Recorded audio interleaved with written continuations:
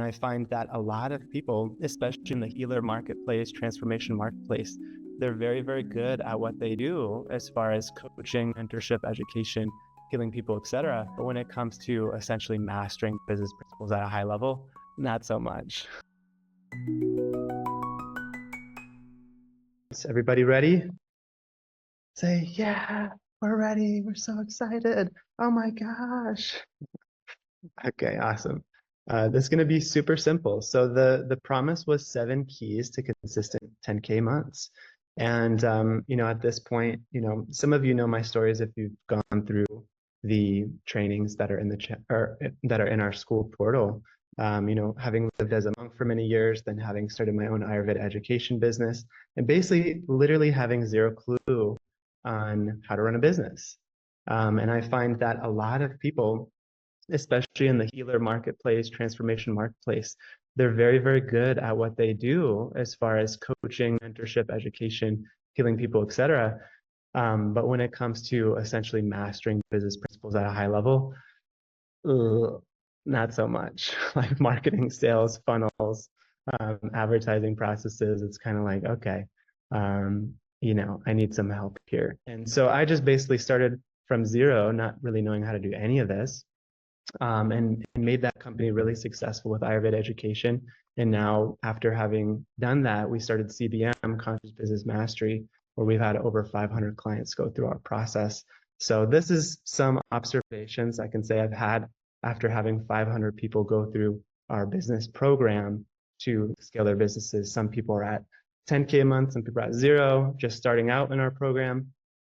We have people at 100K, 200K, 300K a month, so all the way up to a few $1,000,000 per year. It's pretty amazing to watch people grow. So without further ado, let's jump in to principle number 1. Let me make sure I share my screen.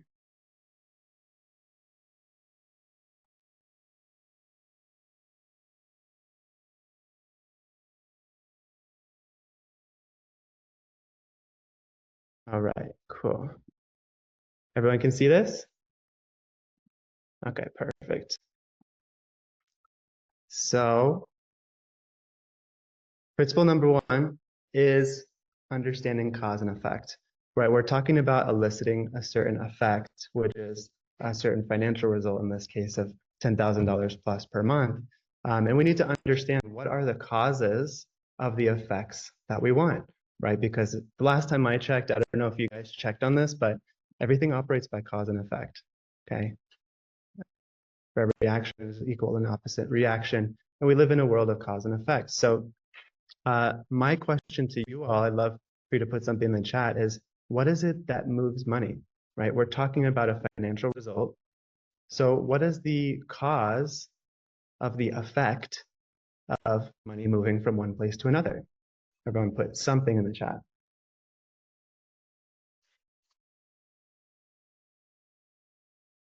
Emotion, consciousness, value, transformation.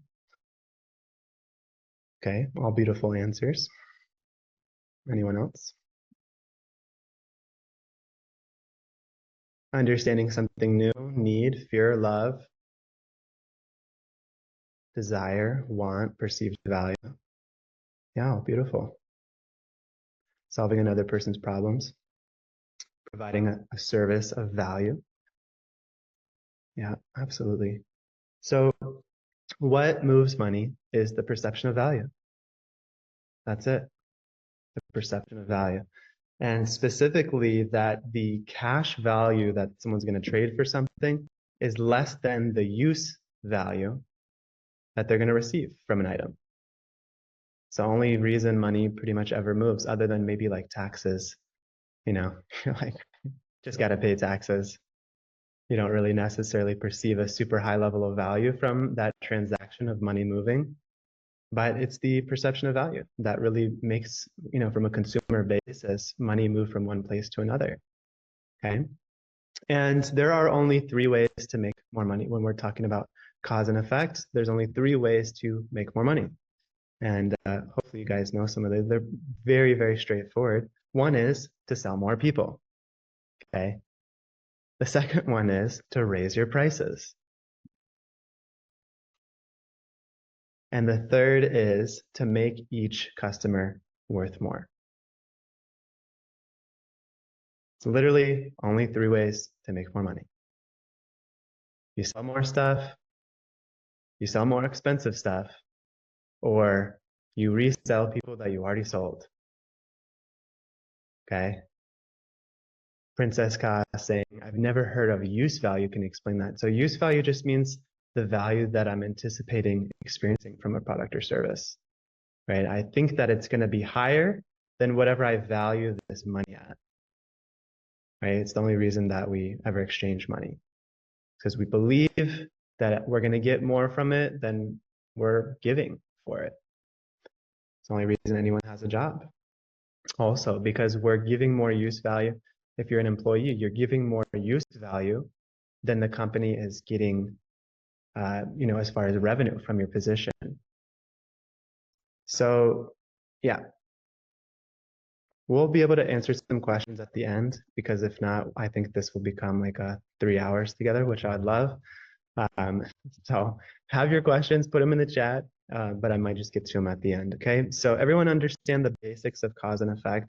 I know this is like super, super basic, but a lot of people, they're not understanding this, and it's causing different effects. If you want to understand the effects that you're having in your experience of your business, then you need to understand the causes. Okay. So number 2 is the problem matrix. Okay, the problem matrix. Anybody here familiar with the Punnett square? Punnett square. Okay, cool. Oops. So let me go back. The Punnett square. So I actually wanted to draw this. I should have drawn this. Let me see if I can find a drawing of it real quick. No. So Punnett square, on your piece of paper, and on the top left, put wrong problem. And right next to it, put right problem. Okay, so that's like the x-axis is right problem, wrong problem on the top. And then on the y-axis, there's going to be right way, wrong way. Okay, so if you've never had a Punnett square before, let me just show you.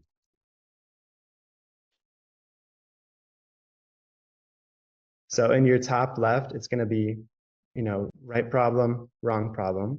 This big R, little r is. And then right way, wrong way. It doesn't matter which one you put on the top, but just right way, wrong way on the y-axis, and right problem, wrong problem on the x-axis. Everyone got it? So essentially, when you combine all those together, right, you can solve the right problem the right way. You can try to approach the right problem in the wrong way. You can solve the wrong problem the wrong way. And you can try to solve the wrong problem the right way. Everybody get those combinations, just the basics of those? Now, anybody here ever experienced like putting energy into your business and feeling like it's not growing? Raise your hand. Anybody, or just any endeavor in your life. You're like, man, I feel like I'm putting so much in. Okay, well, guess which one of these categories of the 4 different options that we made is the only one that prevents that? Let's see what we're putting in the chat. Anybody have a guess out of those 4 categories? Yeah, okay. It's a little bit rhetorical, right? It's a little bit of a simple question. But the only time that growth actually occurs from the inputs that we're putting into our business is when we solve the right problem the right way. If you're not experiencing that, it means you're not solving the right problem the right way. That's plain and simple. Plain and simple. You could have identified the right problem. Maybe you're like, man, I really need to like fix my sales engine, but then you go about it the wrong way. Okay. Or you could be solving a completely wrong problem, which most people do. Okay. Most people try to solve the complete wrong problem in their business. They're like, you know what I always hear is like, trying to grow on social media. or let me just revamp my website, or let me clear my whole office out, or let me work on my branding and my fonts and my colors and my logo. Like literally nobody cares about those things except for you. And that's not to be harsh, but to understand what actually moves money, what actually moves impact is it's not any of those things, right? We have to be solving the right problem the right way because any other option will lead to less people being impacted, you feeling burnt out, and your business ultimately not being able to grow or sustain itself. And also a lot of people, they might conflate, for instance, like getting more training and healing or coaching or whatever it is. Like there's some people that are kind of what I consider like a certificationaholics, where it's like, maybe I just need another certification. But it's like, at what point are you actually going to understand the business component? Because as I see it, there's two different paths you need to master. You need to master obviously the skills to be an effective coach, healer, communicator, leader, whatever your process and program and product is. But then at the same time, the other path of mastery is the entrepreneurial component, right? Mastering lead generation, mastering sales, mastering how to build a team, how to have the right operations, systems, finance, et cetera, et cetera, et cetera. And it's only when you have both of those stacked together that you begin to have exponential returns on your energy. So sometimes people master that first category of like healing, coaching, et cetera, whatever, but then they don't master that second category of entrepreneurialism. And because of that, way less people get in contact with their services. And so maybe that's also what your wrong problem looks like, trying to solve the wrong problem. Like, oh, I just need another certification, right? Or else, if you're super beginner, you don't really have a ton of skill sets, you don't really even know what you want to offer, it might be the exact right problem, right? Maybe you're not even ready for the entrepreneurial kind of monetization step. Maybe you do need more training and coaching and healing. But I just find it, people that even come onto sales calls with me with PhDs, with a ton of different certifications, they're like, maybe I should just keep going to school and like that's how I'm going to grow my business. I'm like, interesting. Interesting. At what point will it be enough? Right? At what point will you be enough? Right? It's a deeper question. It's a little bit more confronting of a question. So, other ways this can look, and then I'll wrap up this point, is can you directly answer what problem am I solving when you do any activity in your business? Think about anything on your to-do list. What problem am I solving with this activity, with this to-do list? If you can't answer that, you will literally use your life force in such an ineffective way. It's unbelievable. And I'm not speaking out of my ass like I've never done it. I've wasted tons of energy. I wasted tons of time. There's still many ways I can improve this. But before I do anything at this point, I say, what problem am I solving? Okay. Because if it's not the number one biggest problem keeping me back from hitting the next level, why am I putting energy towards it? Okay. A lot of people, they put energy towards other things because it's confronting to actually do the thing that they know they need to do. A lot of people are like, I don't know what my next step is. I'm like, well, tell me what you're avoiding. I'll tell you your next step. Right? Tell me what you're avoiding. I'll tell you your exact next step. Right? So a lot of us know the basics, right? More people need to know about our stuff. Our product really needs to give a great result to our clients and have an amazing experience to our clients. We need to understand how to sell. We need to understand how to have systems, et cetera, right? Another way that this can look is people beginning to hire. And I made this mistake too.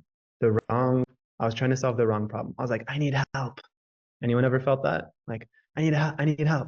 Maybe I'll hire a VA. Maybe I'll hire a website designer. Maybe I'll hire a social media manager. Anybody ever felt that? Raise your hand. Anybody actually hired any of those people before? Raise your hand. Oh no. No, I'm just kidding. They're not horrible in and of itself, but again, we need to answer what problem am I solving? What problem am I solving? Because I also wasted, quote unquote, wasted a lot of money. And, as you mature, you'll see like, okay, there's never any waste. I'm figuring out I invested in something that didn't, solve the biggest problem in my business, and it got me closer to understanding that I don't need this in my business, right? So I had to pay down, quote unquote, my ignorance taxes. That's what I did. I had a certain ignorance around this thing, and I had to pay down some taxes on that, right? Because I didn't know, right? Like Ajuan's saying, I don't know what I didn't know. I hired VAs, and they're just like managing my email list. But like, what?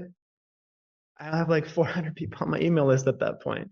Like managing my website, but like, who the F is even going to my website? How much traffic am I driving to my website? Is it like hundreds of thousands of people and I need to like optimize every damn button and all the SEO? Probably not. Is it like make my Instagram cuter? Like the font and the template for the testimonial is gonna like somehow get me to 10K a month? No, no. And just believe me, I'm not hating on any of this stuff, right? It can be beautiful, it can be amazing, it can be meaningful.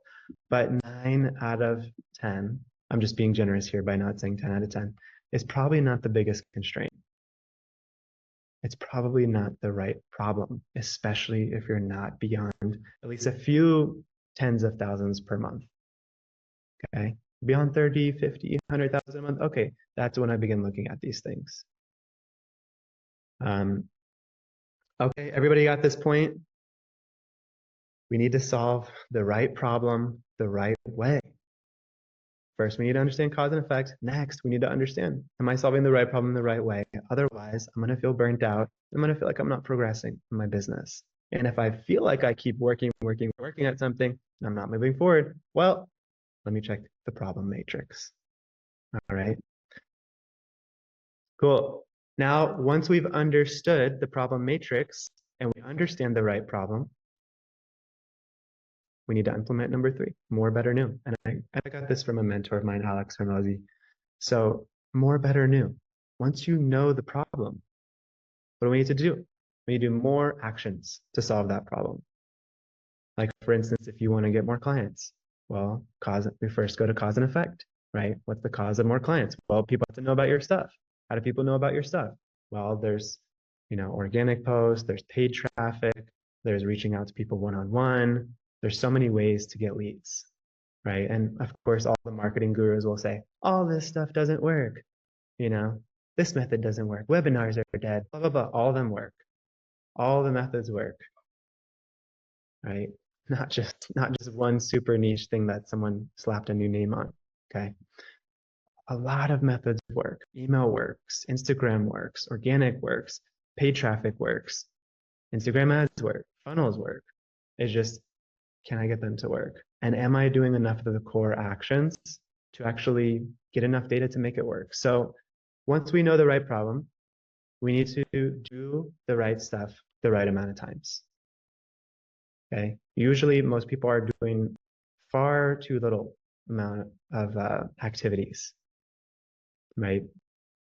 One of my mentors gave an example of, starting a gym, and they put out flyers for their gym because they saw that it was really successful for another gym owner that they knew of.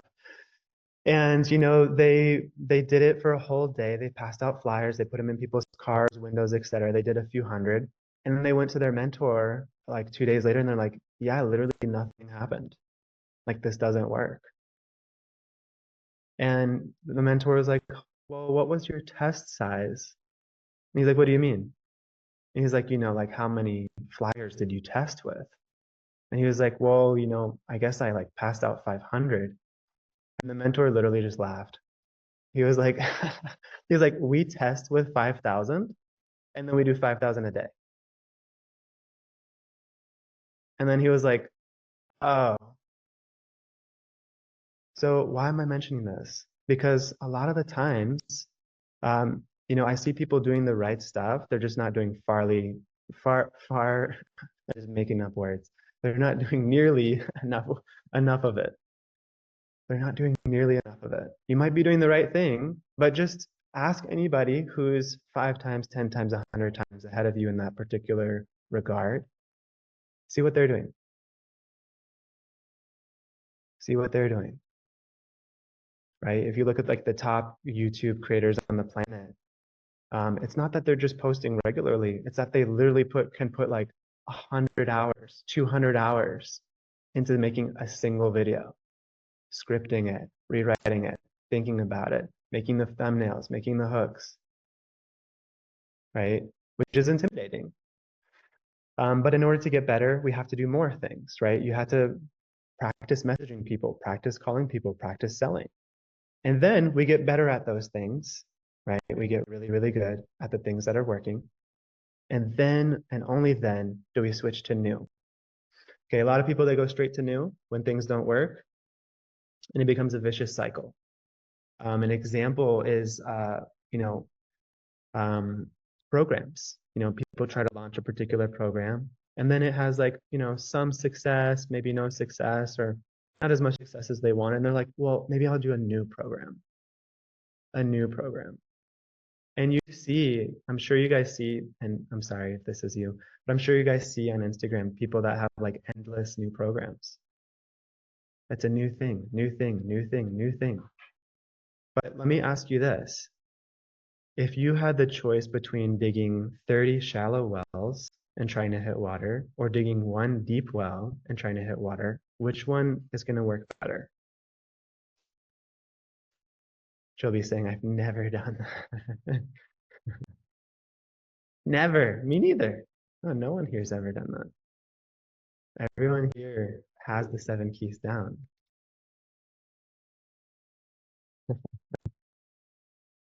right? So we can either try to, you know, keep doing new stuff and then say this doesn't work. And then something sexier comes up. Oh, I'm gonna try this thing. I'm gonna try low ticket. I'm gonna try membership. I'm gonna try this other program. I'm gonna try leading a retreat. New, new, new, new, new. And we get the dopamine hit of switching, right? You see a sexy idea, and anyone ever seen like an ad or like a new sexy way of doing things, and they're like, oh my God, that's it. Like I've literally just been missing that. Like it's all gonna come together now. Raise your hand. I know I have. When I'm like frustrated in my business, like growing it, I'm like, oh my God, that's it. I just need the super influencer hack funnel that this guy's telling me about. That's it. And then I try something new, half-ass it, doesn't work because I half-assed it. And then I'm like, oh, there's another thing. That's definitely gonna work. Right. So obviously I'm dramatizing a little bit here, but it's painful. It's painful. That's why I'm trying to save you guys a little bit of pain here by saying, what do you think would have a higher impact? Um, Having one program that you make better and better and better and better for the next 5, 10 years, or having 20 programs that you just create from scratch again and again?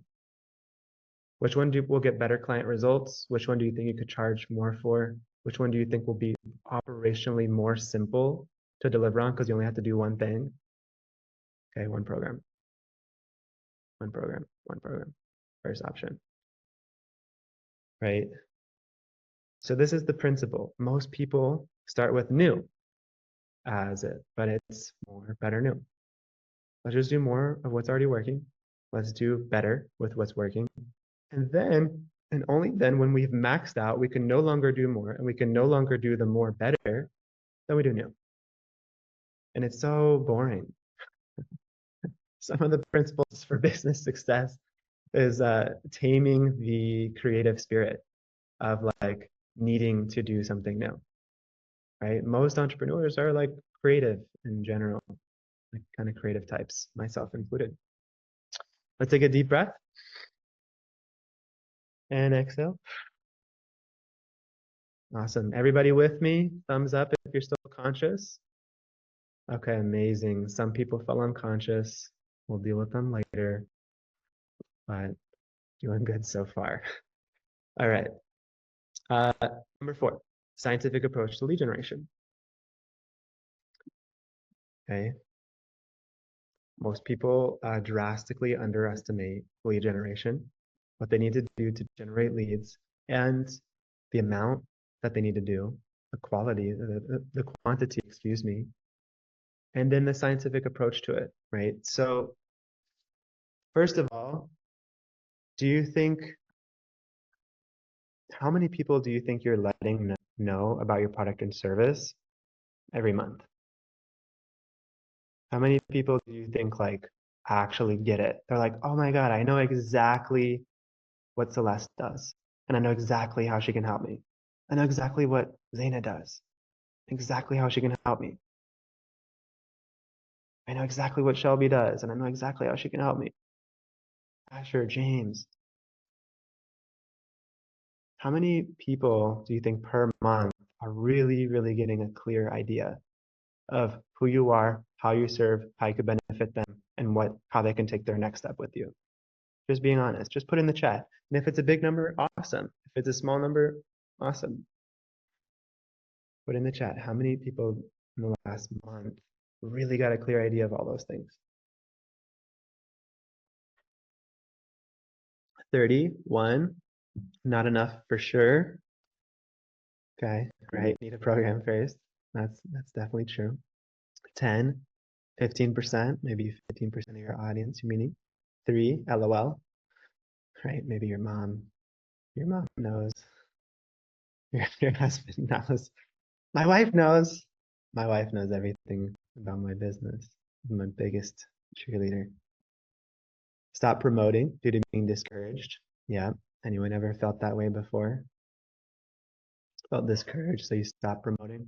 Absolutely. Me too. Me too. Me, myself, and I. Email list of 31. Okay. We're getting some bigger numbers here. What do you think would happen if 5,000 people clearly knew your offer and who you are and how you serve and how they can take a next step with you this month? Or 10,000? Or 50,000? 100,000? Okay. Life would be greater. Step 1 to selling more stuff is, well, people got to know about it. No, what do you mean, Yamuna? I thought I could just like be really awesome and like people are just gonna flood into my inbox and like just ask me questions and like pay me for stuff I haven't even told them about yet. What? This is blasphemy. Talking about James, is there a way for you to speak like adults? Yeah, anyone here who doesn't resonate with my humor, that's okay. If you don't resonate with my humor, totally good. I'm definitely not for everybody, but I have total respect for everybody in this room. I have a lot of love for everybody in this room. I pray that you guys feel that. So, yeah, let's see. I get insecure that my offer is too niche for even 5,000 people to be interested. Yeah, absolutely. These are feelings that literally every single entrepreneur on the planet has felt before. Believe it or not. I always kind of have this joke in my head. Imagine the dude who had to sell the first phone.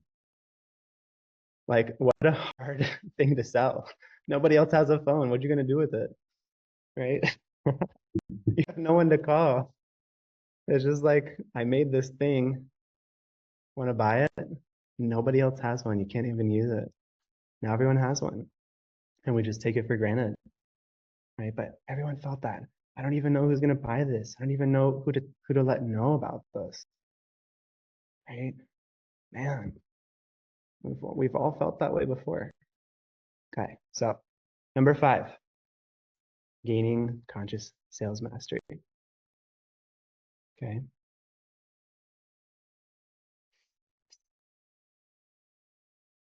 And I guess to close off my last point, there's so much I could talk about when it comes to lead generation, believe me. But I guess let me go back there just for a second. We need to do 10 times the volume, right? That was the first point. If you got 30 people, what if 300 people know? If you got 50 people, what if 500 people know? If you have 500 people, what if 5,000 people know? Okay. And then understanding out of all my different efforts to let people know what is actually converting. What is actually making people take a next step. Okay. And then understanding why is it converting? So what are the elements of the messaging, the ad, the DM, that whatever it sent, that whatever we sent out there, that's resonating with people and compelling them to take the next step. And let me ask you this real quick before we go to the next one, is what makes people take the next step? What makes people take the next step? Yeah, it's really beautiful. There's no failed lead generation attempts. When we launch ads, the first step of launching ads is spend money. And then based on the spent money, we look at the data, and even if we didn't get any sales from that ad, it'll tell us which which image had a higher click through rate, which one got more messages, which one got more follows, et cetera, et cetera, et cetera. Even if it didn't convert exactly how we wanted, there's always data to be looked at. And then we can iterate based on the data. Okay, so that's what I'm talking about, a scientific approach. So some people are saying I need to be fulfilled. Emotion, connection, pain, desire, hope, perceived value makes people take the next step. Absolutely. So a few things in my experience, authority is one of them. Okay. So why should I even listen to you? Let me ask you this. When people go to your Instagram profile, or whatever you're running ads from or marketing yourself with organically, can people tell in 2 seconds or less, like maybe 10 seconds or less, who you are, how you serve, and what you help people accomplish? Because basically your Instagram is like a business card. And if I can't read that in like 10 seconds, I'm probably going to swipe off. People's attention spans are so low. Have you ever like gone to someone's website and like tried to figure out like what the hell this person even does? You're like, man, what do they even do? Huh. Or they do like 20 things. It's like dog walker, but I can also teach you Spanish, but I'm also like a design expert. It's like, well, I'd probably rather just have someone that's like done design only and like gone deep on that forever. You know what I'm saying? So authority, in my experience, like answering like why should people even listen to me? Leadership, right? Being able to lead people with your message, being able to tell people what their next step is, ask people to take the next step, and value, right? Adding value, leading with value, right? Because if you're reaching out to people and saying, hey, do you know anyone who would benefit from XYZ free thing that I just made? It's much better than, hey, I'm kind of like a little broke right now and like just started a business. And I was wondering like if you'd pay me. Right? Which obviously I'm like so exaggerating right now. But like energetically, right? Anybody ever felt like they didn't want to reach out because maybe felt like you had the energy of taking instead of the energy of giving, right? Or maybe not wanting to promote yourself because you felt like you had the energy of taking and asking rather than the energy of giving. So it really, generosity catches people off guard. Generosity is pretty much always welcome. Okay. And you're not going to be for everybody, but at least the value that you provide will clarify that for people, right? Just like earlier in this call, someone's like, man, really not resonate with my sense of humor. Awesome. I'm glad we clarified that, right? No worries. Not for everybody, right? But we put together, what, 20 plus free lessons in that school. We don't have to do that. We just sell via ads and not add any of that stuff, right? But when we add that, then we're giving more. More people are experiencing that impact, and it's a one-time investment on your side, right? Recording and training, one-time investment on your side.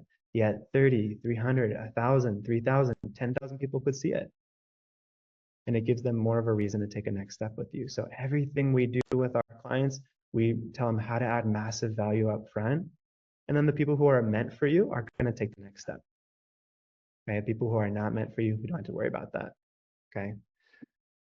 All right. Conscious sales mastery. Conscious sales mastery. Anybody here ever felt like sales is a dirty word? Or like I hate sales, or like I don't like sales? You can raise your hand, be honest. Let me see. When you think of sales, what's the one word that comes to your mind? Just put in the chat. The first word that comes to your mind.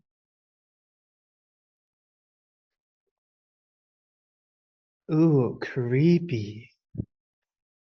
Ooh, sleazy, grabby, greedy. Oh my gosh, guys, you're gonna really gonna make me read all these horrible words out loud, fill my consciousness. Awkward, forceful. It's like painful for me to even read. Money, clients, cringe, value exchange, moving from uck to serving, still in the process. Money, disconnect. Yeah, sorry about that, Natalie. I also thought this was going to be 30 minutes, but I played myself. I played myself. I talk a lot, so I'm like, damn, the seven principles is not going to take 30 minutes. Anybody who has to hop up, please hop up. And if you're here, if you're here live, I'll make sure you get the recording. Um, so let's talk about conscious sales for a second. What if sales had the same energy to it as your spiritual practices?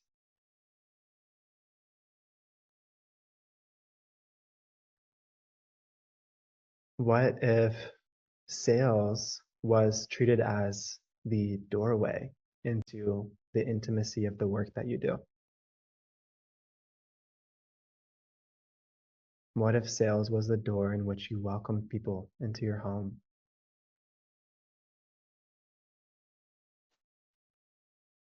We got in the chat. Yeah. What if we prepared for sales as if it was a spiritual practice? How do we approach our spiritual practices if we have any, right? Presence, mindfulness, service, gratitude, generosity, complete presence.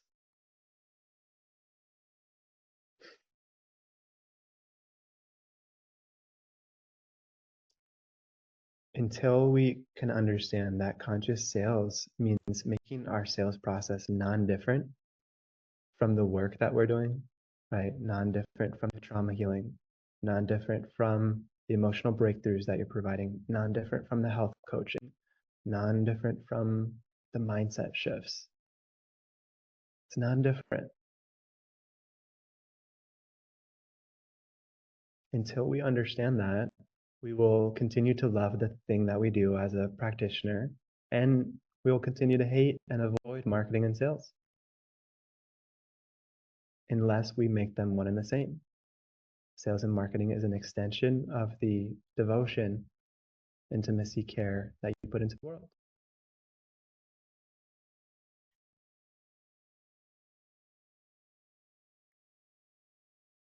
Right? And what's a good sales process going to do? It's not going to exert any force or any influence on somebody that they don't want. It's not going to be coercion, manipulation, right? These are a lot of the things that we may or may not have experienced in a sales process.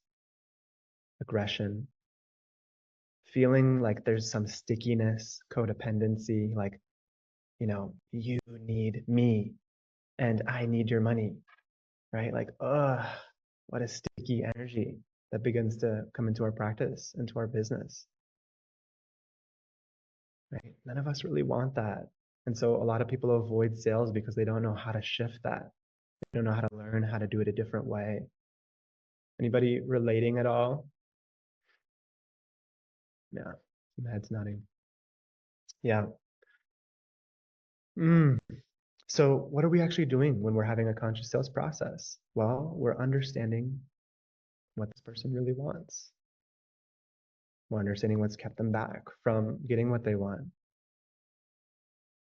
So essentially, we're facilitating clarity around their desire. That's step one of a sales process.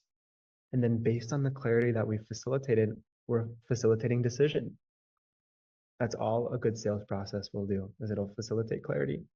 It'll facilitate decision based on the clarity that we reached. And if the clarity is no, I don't want your process, your product, we want to be able to celebrate that because we've done our sales process correctly.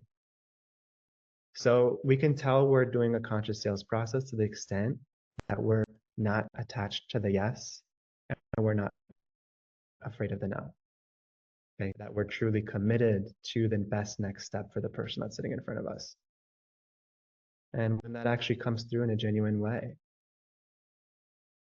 right? People can feel that. People can feel when you're on a sales process and you have nothing to take. The authority,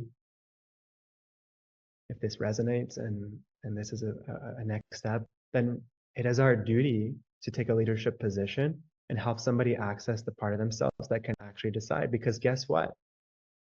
They're coming to you because there's a bunch of things that have gotten in the way of getting where they want to go. And your belief in how they can needs to be stronger than their belief in why they can. Because again, that's all sales is. Sales is a transference of beliefs. Your belief in how they can needs to be higher than their belief in how they can. And we transfer that, right? Which doesn't mean to implant a desire that's not there, or you should buy because of all my reasons, but it's to help someone reach deep into their own reasons. Reach deep into their own reasons and then actually help them follow through on clarity.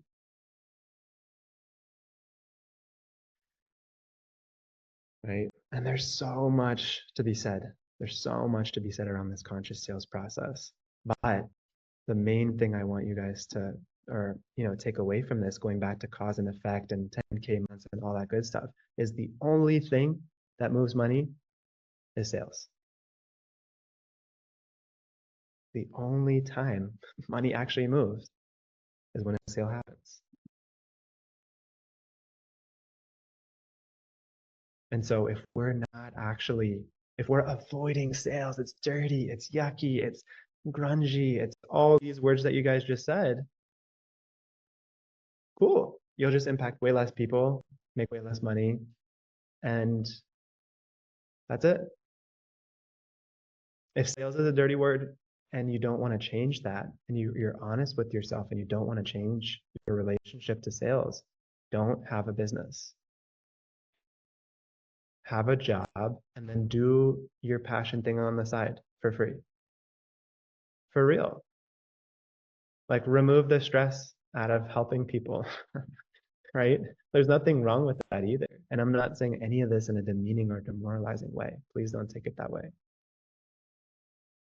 But I'm just saying, if you have no desire to reframe your relationship with sales, which is again the only thing that moves money, and if you're not making money, you don't have a business, then get a normal job or get a job working for wonderful, supportive, amazing people that support your passion, and then do your passion on the side for free. Or reframe your belief around sales. Really get good at a conscious sales process.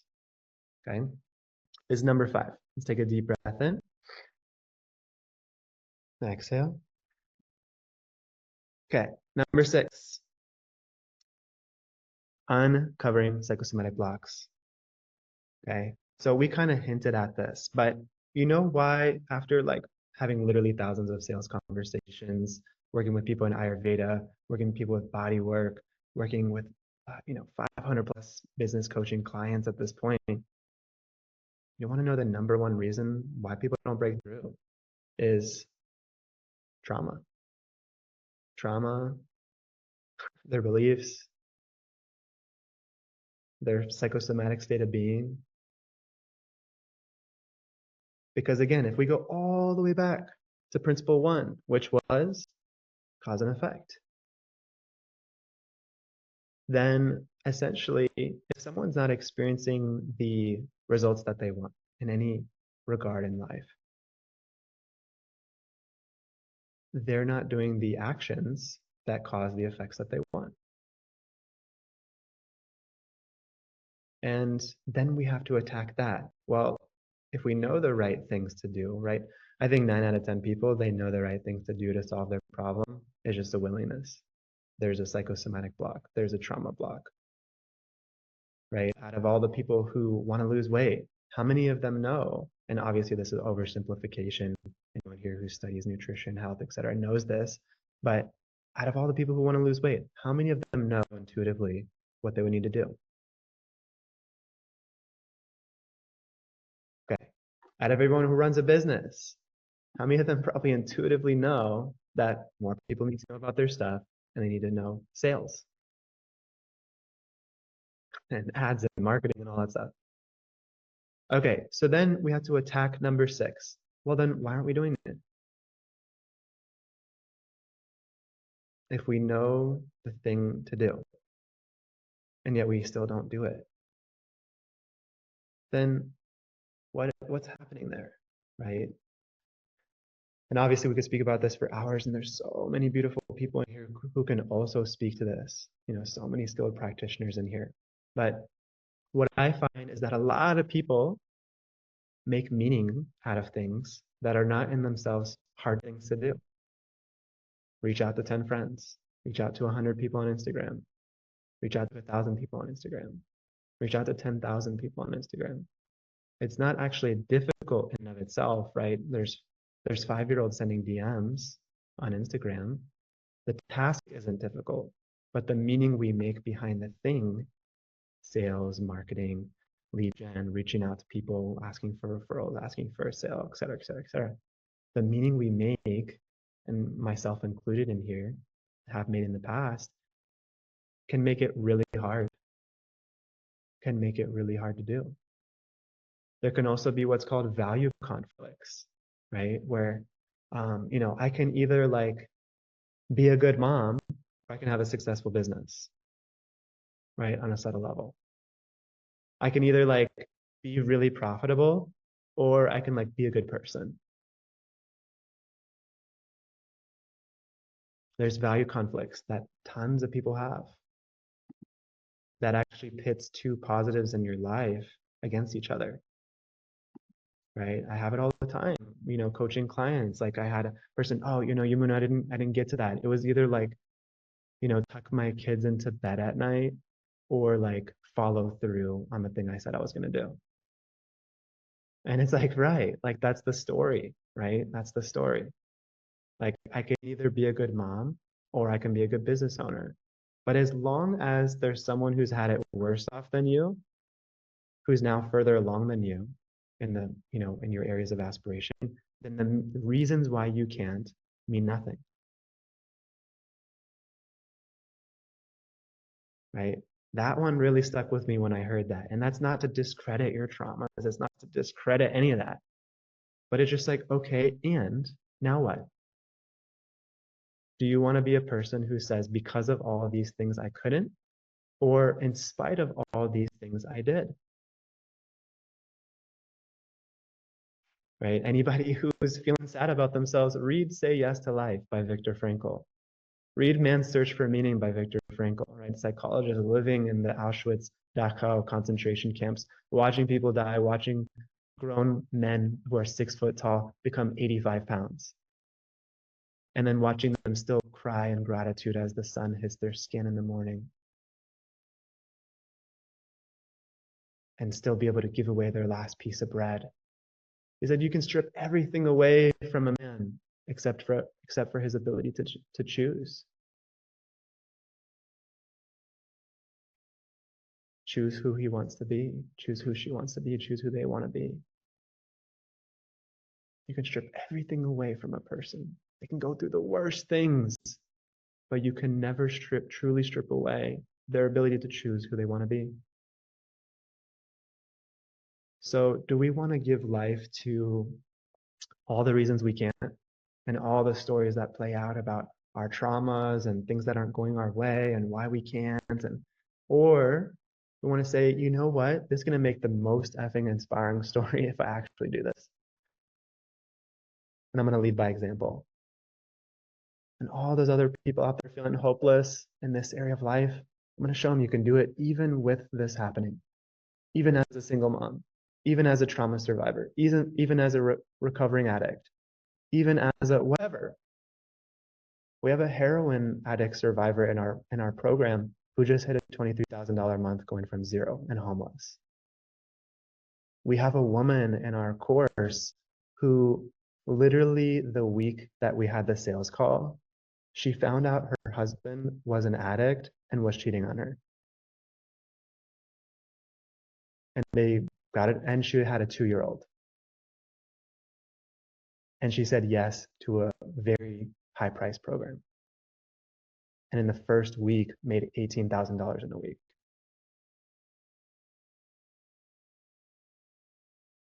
Right, Michaela's here. She's on the team. She just did a little dance because she's like, hell yeah, she did. What's your reason? Your reason may be true, it just might not be helpful.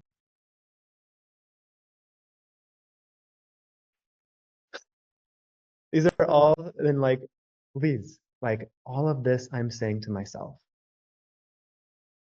Anything I'm presenting here, I'm literally saying to me. Because it's all victimhood mentality I've had to go through for my whole existence. What's been against me? So many things stacked against me. And I played those out and I used them. I played the role to get the love that I wanted in my life, which was victimhood. How things aren't working out, how other people have it better, how it's just not my karma, right? Even try to spiritualize it, right? Just not helpful, okay? So we can do difficult things, but we can do things in a consciousness of ease, right? We can do things and try to observe our stories around them so we can make them less hard. We can realize that staying small is a role that is played out and nurtured by trauma. We can realize that business means leadership. Leadership means being bigger than, being more seen, more visible, more known, right? Not in a hierarchical sense of like better than anyone, but just in a sense of you have influence. Everyone here has a circle of influence, whether you believe it or not. Beautiful circle of influence, people looking up to you. How do you want to take that responsibility? You want to step up? Or do you want to steep in the reasons why you can't? Okay. All right, take a deep breath. Last principle.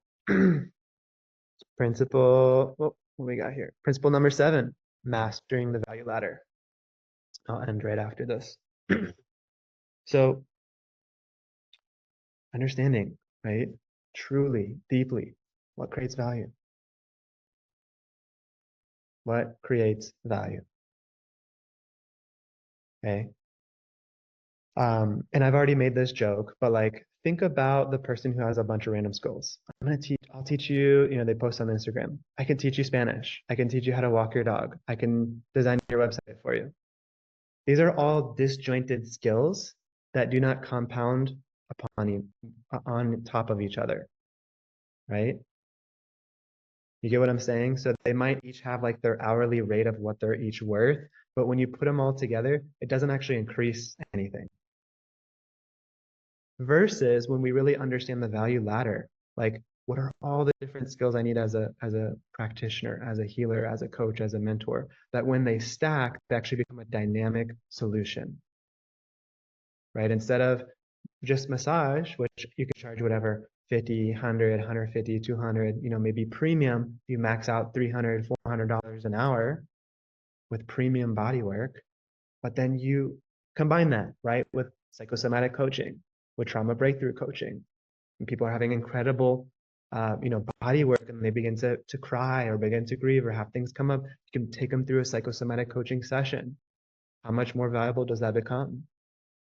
How much more valuable does that become when we take it from a one-off session to 3 months together doing that? How much more valuable does it become when we take ourselves out of the commodity one-off marketplace? Because what real result is someone going to get in one session anyway? So do we want to sell people into something we know is going to be less beneficial and also less reciprocal on our time? Yeah, Priyanka, thank you. Anybody else wants to head out? It's at 6 p.m. Eastern. I'm going to be a few more minutes. Just drop your email in the chat.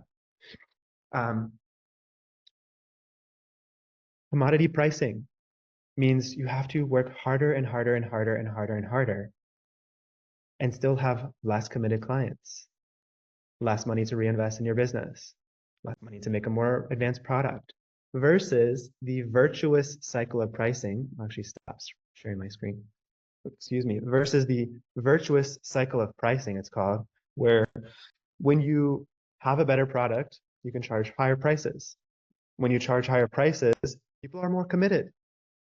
Being more committed to a $10 thing or to a $1,000 thing or to a $50,000 thing. Which one are you going to be more committed to?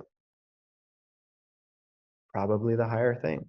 You're like, I need to extract as much value out of this as possible. They did a study on this with pricing. They've done many studies on pricing. They gave people 3 different wines. They said, here's our budget wine, here's our medium price wine, and here's our luxury wine. And they had them taste them. And they said, describe what you're experiencing. And, the low price wine, they said, oh, it tastes pretty cheap, whatever they said to it. Medium price wine, oh, it's fine, but still not a lot in there. And the high price wine, they were like, oh, I taste the florals and the blah, blah, blah, and the aroma is rich and the back of the palate has this experience. Guess what? All 3 were the same wine. All 3 were the same wine. The experience of being told that it was more expensive made people literally psychologically experience it in a different way, appreciate it more.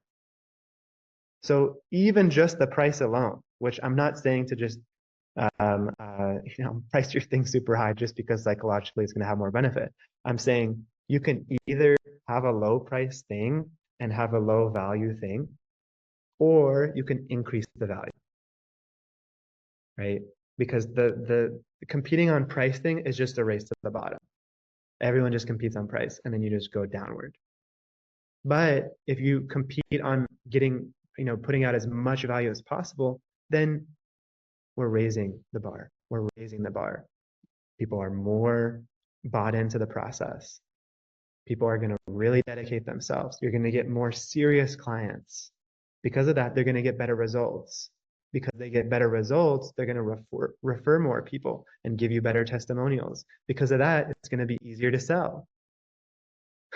And then it just repeats and repeats and repeats. You make more sales, and you can make more money. That money you can reinvest into your product, reinvest in making yourself a better practitioner. Then you get better results, higher pricing, et cetera, et cetera, et cetera. And it doesn't mean you still can't help people for free or have low ticket entry points or, give scholarships or anything like that. You can still do that. You can still be generous in so many ways. But there are people waiting for you to raise your prices. Believe me. There are people waiting for you. They're like, oh, I was waiting for her to raise her standard so that I could make myself known. You'll get people who are much easier to work with, much more aligned to work with. It's happened every time I've raised my prices. Okay. So the main point here is not necessarily just around pricing, but by understanding value, right? Because again, we only trade money based on value, and the higher the value we can create, the more we can increase our prices, and then that virtuous cycle begins. My last bonus principle, which I had on the slide, was have fun. It was like my secret principle number 8. Like, when did it have to get so serious all the time? When did you have to take yourself so seriously all the time? When you're like, I gotta get all this right. It's like, what if you just had like a dance party and then did it? What if like every sale you made, you like cranked up music and you just like went wild? What if you went on a retreat for yourself every quarter and just disconnected from all electronics for a week or even 2 days, every 3 months, every quarter? What if you got yourself more massage, more people supporting you in the house? What if you began to spend like the visionary you would spend, right? Whatever that next level you is, what if you began to step into a little bit of that more and more and more? Those energetics, it does something for us. When we actually are generous with ourselves and we have fun with ourselves, then we have the energy of a growing person. And do people want to buy from a really serious, burnt out person who's like, oh,